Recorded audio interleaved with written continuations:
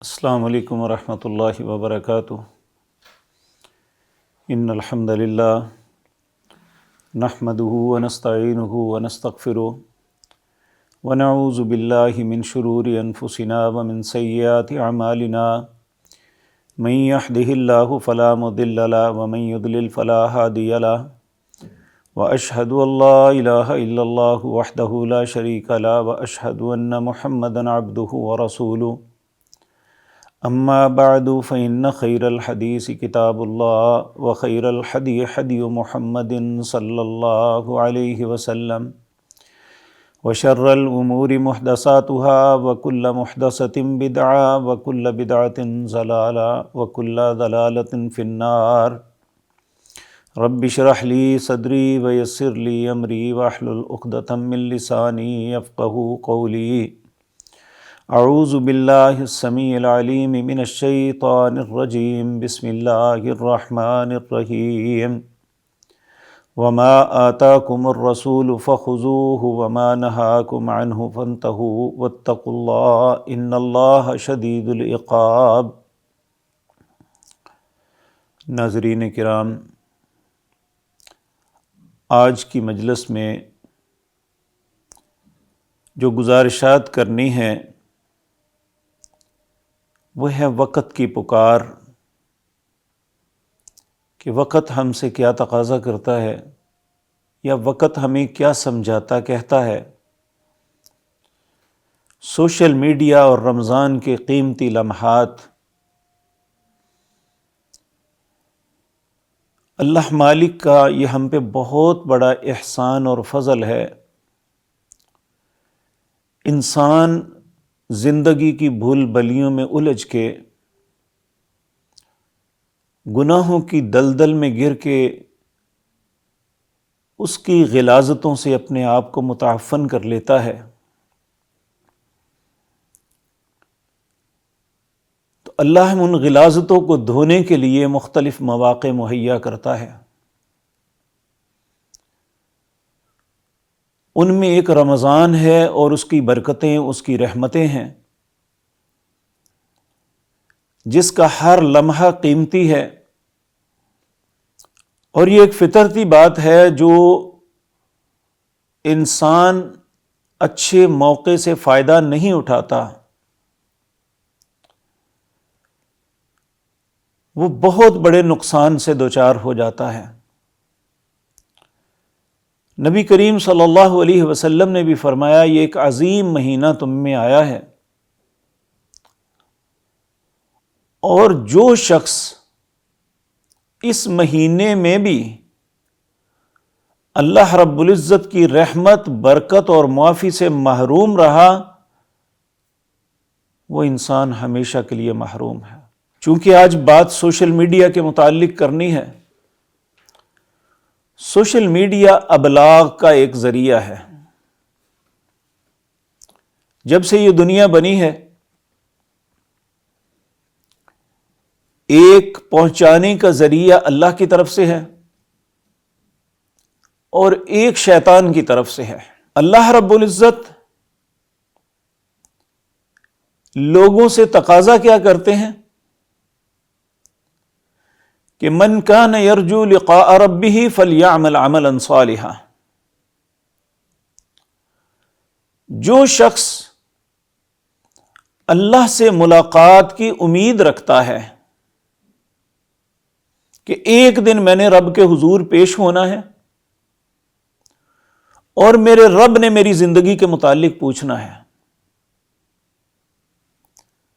فَلْيَعْمَلْ عَمَلًا صَالِحًا، اسے چاہیے کہ نیک عمل کرے، اچھا کردار معاشرے کے اندر، اچھی بات سنے، اچھی بات دیکھے۔ اور اس کے برعکس شیطان ہم سے کیا تقاضا کرتا ہے، وہ ہمیں کیا پہنچاتا ہے؟ الشیطان یعدکم الفقر ویأمرکم بالفحشاء، شیطان ہمیں فقر، اگر کوئی نیکی کے کام میں چلنا ہے تو تمہارا وقت ضائع ہو جائے گا، تمہارا رزق کم ہو جائے گا۔ وَيَأْمُرُكُمْ بِالْفَحْشَاءِ، اور فحاشی، بے حیائی، بدتمیزی کا حکم دیتا ہے۔ وَاللَّهُ يَعِدُكُم مِّنْهُ مَغْفِرَةً وَفَضْلًا، اللہ اپنی معافی اور اپنے فضل کا تمہیں وعدہ کرتا ہے۔ تو ابلاغ کا ذریعہ ہمیشہ سے رہا ہے، اس کے مختلف طریقے رہے ہیں۔ جس نے پہنچانے کے لیے اچھی بات کو اختیار کیا، نہ صرف وہ خود اس نے نیکی کی، بلکہ بہت سے لوگوں کی بھلائی کا سبب بنا، جس طرح انبیاء اور رسل ہیں۔ اللہ رب العزت نے آدم علیہ السلام کو کہا تھا، جب ان سے غلطی ہوئی، دنیا میں بھیجا تو کہا قال اہبطوا بعضکم لبعض عدو، جاؤ اب یہاں سے نکل جاؤ، تم ایک دوسرے کے دشمن ہو۔ یعنی اللہ نے انسان کو بتایا کہ تم شیطان اور تم دشمن ہو۔ شیطان تمہیں کبھی اچھی رستہ نہیں دکھائے گا، وہ ہمیشہ تمہاری بربادی کے در پہ ہے۔ تو پھر آدم علیہ السلام کو کہا فَإِمَّا يَأْتِيَنَّكُم مِّنِّي هُدًى، میری طرف سے جو رہنمائی آئے گی، جو اس رہنمائی کو قبول کرے گا، فلا یضل ولا یشقی، نہ وہ گمراہ ہوگا نہ بدبختی اس کا مقدر بنے گی۔ اب اس کے بعد اللہ نے یہ جو رہنمائی دی، وہ اپنے رسولوں کو، اپنے انبیاء کو دی، اور انہوں نے یہ چیز لوگوں کے سامنے پہنچائی۔ جن لوگوں نے ابلاغ، رسول اللہ کی بات، اللہ کے رسولوں کی بات مانی، ان کی بات پہ کان دھرا، اس کے مطابق چلے، وہ دنیا اور آخرت میں کامیاب ہو گئے۔ اور کچھ ایسے تھے جنہوں نے شیطان کی بات پہ کان دھرا۔ اور یہ بات یاد رکھیں، یہ پروپیگنڈا جو ہوتا ہے، ابلاغ بات کا پروپیگنڈا جو انسان کے کانوں تک پہنچتا ہے یا اس کی تصاویر اپنی آنکھوں سے دیکھتا ہے، یہ اس کے دل میں اتر جاتی ہے۔ اگر تو وہ اچھی چیز ہے تو اس کے دل پہ اچھے اثرات مرتب ہوں گے، اس کے اندر خیر آئے گی۔ اگر وہ بری چیز ہے تو اس کے دل میں ہر وقت برے خیالات، بری سوچ بنے گی، برے ارادے ہوں گے۔ تو یاد رکھے کہ جب رسول اللہ صلی اللہ علیہ وسلم نے لوگوں کے سامنے دعوت پیش کی نا، تو کفار نے اس کے جواب میں کیا کہا تھا؟ وَقَالَ الَّذِينَ كَفَرُوا لَا تَسْمَعُوا لِهَذَا الْقُرْآنِ وَالْغَوْا فِيهِ، یہ آپ کے سامنے قرآن پڑھیں، اسے پہنچائیں، اس کی بات تم تک آئے تو شور کریا کرو تاکہ تم غالب آ جاؤ۔ کیونکہ اگر قرآن کو غور سے سنا تو ایک تو یہ اللہ رحم کرے گا۔ اللہ نے پھر دوسرے مقام پہ سورۃ اعراف کے آخر میں فرمایا وَإِذَا قُرِئَ الْقُرْآنُ فَاسْتَمِعُوا لَهُ وَأَنصِتُوا لَعَلَّكُمْ تُرْحَمُونَ، جب یہ میرے پاک پیغمبر تم تک قرآن پہنچاتے ہیں نا، اسے غور سے سنو، خاموش ہو جاؤ تاکہ تم پہ رحم کر دیا جائے۔ اب یہ دونوں ابلاغ ہیں، دونوں ہی باتیں پہنچانی ہیں، ایک شیطان کی طرف سے، ایک رحمان کی طرف سے ہے۔ رحمان کی بات مانیں گے تو خیر ملے گی، شیطان کی بات مانیں گے تو شر ملے گا۔ اب ہم میں سے ہر انسان کی مرضی ہے کہ وہ کس رستے پہ چلتا ہے۔ 2000 کے بعد، یعنی سن 2000 کے بعد دنیا میں ایک بہت بڑی تبدیلی آئی، وہ ہے کمپیوٹر کی تبدیلی، میڈیا کی تبدیلی۔ پہلے ذرائع بہت محدود تھے، ابلاغ کے ذرائع بہت محدود تھے۔ اب پوری دنیا، جو یہ لفظ کہتے تھے نا گلوبل ولیج، ایک چھوٹا سا گاؤں بن گیا ہے۔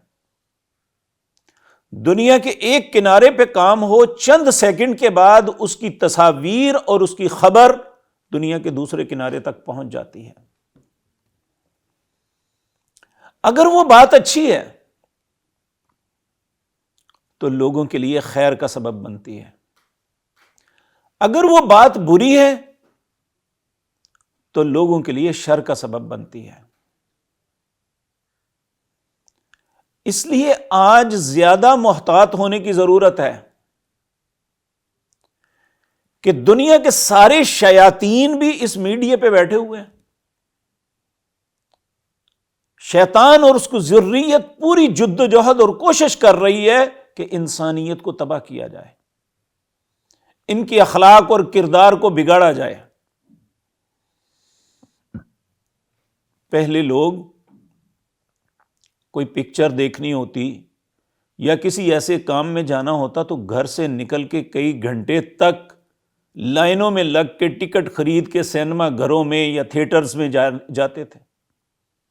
اب یہ سب کچھ انسان کی پاکٹ میں آ گیا ہے، اسے کہیں جانے کی، کہیں پیسے خرچنے کی ضرورت نہیں۔ یہ سوشل میڈیا جو ہے اس نے بہت زیادہ لوگوں کو متاثر کیا ہے، اس لیے ہمیں کچھ باتیں سوچ کے اسے اپنانا چاہیے۔ ہم مسلمان ہیں، ہماری زندگی صرف اپنی خواہشات پہ نہیں ہے۔ اللہ رب العزت نے قرآن کریم میں فرمایا کہ کتنے لوگ ہیں تو انہیں نہیں دیکھتا جنہوں نے اپنی خواہشات کو اپنا معبود بنا لیا کہ جو من میں آتا ہے وہ کرتے ہیں۔ حالانکہ ایک مسلمان کی حیثیت سے ہم ایک دائرہ کار کے پابند ہیں، ہمیں اس دائرے سے باہر نہیں نکلنا ہے۔ جب نکلیں گے تو اللہ کی حدوں کو پھلانگیں گے، جس کی وجہ سے اللہ کے غضب کا شکار ہوں گے۔ اب ہر شخص کی پاکٹ میں موبائل ہے، کہیں بھی فرصت کے چند لمحات ملتے ہیں تو ہر شخص موبائل نکالتا ہے اور کسی نہ کسی ویب سائٹ پہ جا کے کچھ نہ کچھ دیکھنا شروع کر دیتا ہے۔ اس میں اچھائی بھی ہے، برائی بھی ہے۔ تو رمضان کی ان ساعتوں میں جہاں ہم صبح سے لے کر شام تک اللہ کی بے شمار ان نعمتوں کو چھوڑ دیتے ہیں جو ہمارے لیے حلال اور طیب ہیں، تو پھر ہمیں اپنی آنکھوں کو بھی خیانت سے روکنا چاہیے کہ کوئی ایسی چیز نہ دیکھیں یا ایسی چیز نہ سنیں جو اللہ کی نافرمانی کا سبب بنے گی۔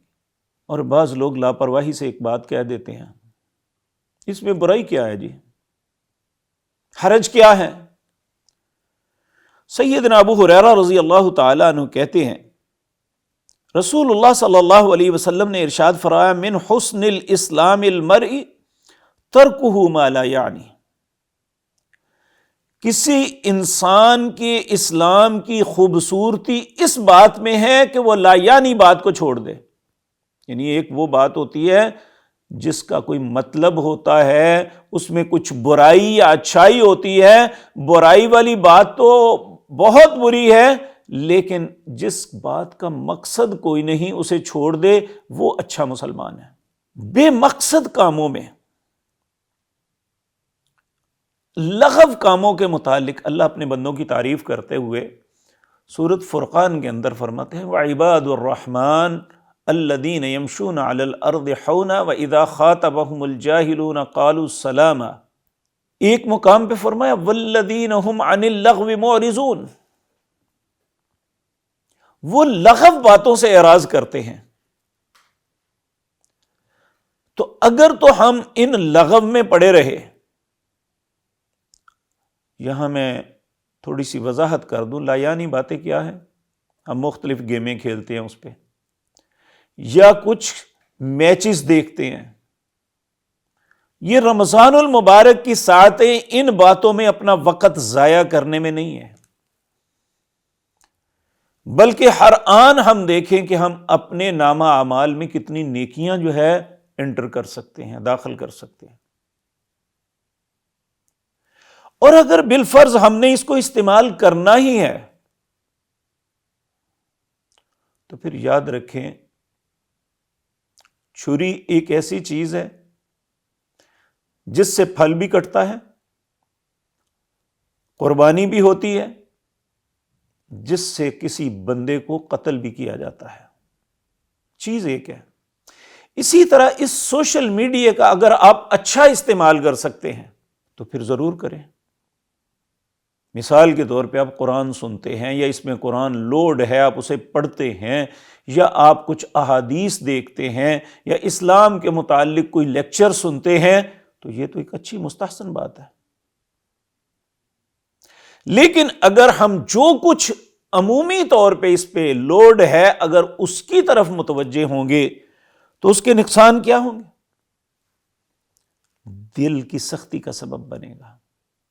یاد رکھیں ہمیشہ جتنا انسان نیک ہوتا ہے اتنا وہ نرم دل ہوتا ہے، جیسے جیسے نیکی کرتا ہے اس کے دل میں نرمی پیدا ہوتی ہے، جیسے جیسے کوئی انسان گناہ کرتا ہے اس کا دل سخت ہوتا جاتا ہے، کمینگی بڑھتی ہے، اور پہلے صرف اس نے برائی کو دیکھا، اب اگلا لمحہ یہ ہے کہ وہ اس برائی کو کرنے کے لیے عزم کرے گا، وہ خود اس برائی میں ملوث ہوگا۔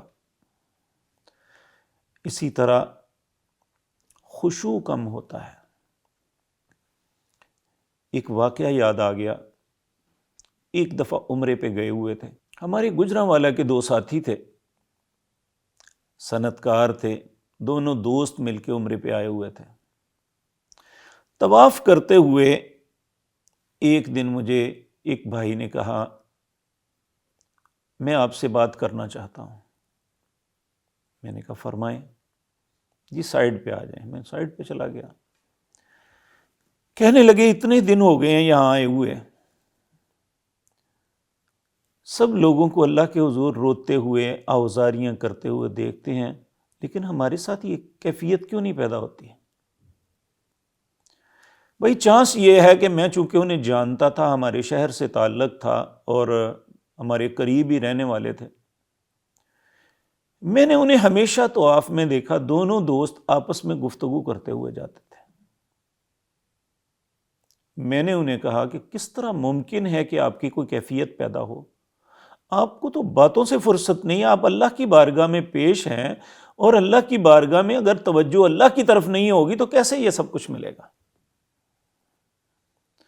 میں نے کہا میں ایک گناہگار آدمی ہوں، لیکن آپ سے دو باتیں عرض کروں گا۔ ایک، آپ بازار جانا چھوڑ دیں، ہم جس مقصد کے لیے یہ آئے ہیں صرف وہ۔ دوسرا، آپ نے اکیلے اکیلے طواف کرنا ہے، مل کے نہیں کرنا کہ باتیں آپ کر سکیں۔ 2 دن بعد وہ شخص مجھے ملا، کہنے لگا ہم نے ایسا ہی کیا جیسے تم نے کہا تھا، تو الحمدللہ میں اللہ کا شکر ادا کرتا ہوں کہ میں اللہ کے سامنے رو چکا ہوں۔ تو یہ بات یاد رکھیں کہ جتنا ہم اس میڈیا پہ اپنا فوکس کریں گے اتنا ہمارا دل سخت ہوگا۔ روزہ رکھنے کے باوجود، نمازیں پڑھنے کے باوجود ہمارا دل نیکی کی طرف کم لگے گا۔ اس لیے میں التماس کروں گا اپنے بھائیوں سے، اپنی بہنوں سے، کہ رمضان میں جو لا یعنی باتیں ہیں، جس طرح ٹک ٹاک پہ ہم مختلف جو ہے نا وہ کلپ دیکھتے ہیں، ان میں مزہ ہوتا ہے، یہ ساری چیزیں چھوڑ دیں۔ اگر ہم یہ چاہتے ہیں کہ ہمارے دل میں نرمی پیدا ہو، ہمارا اللہ کے ساتھ تعلق بنے، تو پھر اپنا تعلق شیطان کے ساتھ توڑنا ہوگا۔ تو اگر ہم شیطان سے اپنا تعلق توڑیں گے تو پھر رحمان کے ساتھ تعلق بنے گا۔ یاد رکھیں 2 چیزیں اکٹھی نہیں ہو سکتی۔ آپ دیکھیں صاف پانی بہت زیادہ بھی ہو، تھوڑی سی گندگی اس میں چلی جائے تو وہ نہ پینے کے نہ نہانے کے قابل نہیں رہتا۔ نیکی ایک صاف پانی ہے، اور برائی، بے حیائی، یہ ایک گندگی ہے۔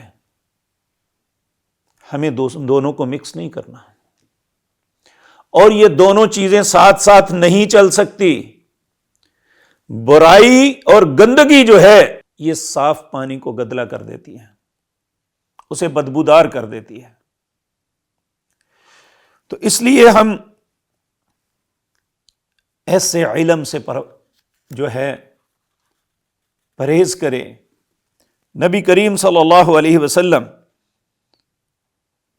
آپ نے ہمیشہ ہمیں خیر کی بات بتائی، اور جو آپ کو ماننے والے ہیں انہوں نے بھی ہمیشہ خیر کی باتیں ہی کی۔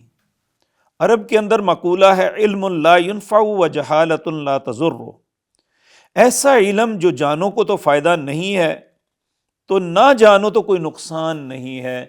تو یہ سوشل میڈیا، ٹک ٹاک، فیس بک اور دوسری جو ویب سائٹس ہیں، اگر ہم ان سے اچھا فائدہ اٹھا سکتے ہیں تو ضرور اٹھائیں، اور ایسا فائدہ جس سے ہمیں فائدہ ملے، نیکی میں اضافہ ہو، لوگ ہماری بات سن کے نیکی کی طرف راغب ہوں۔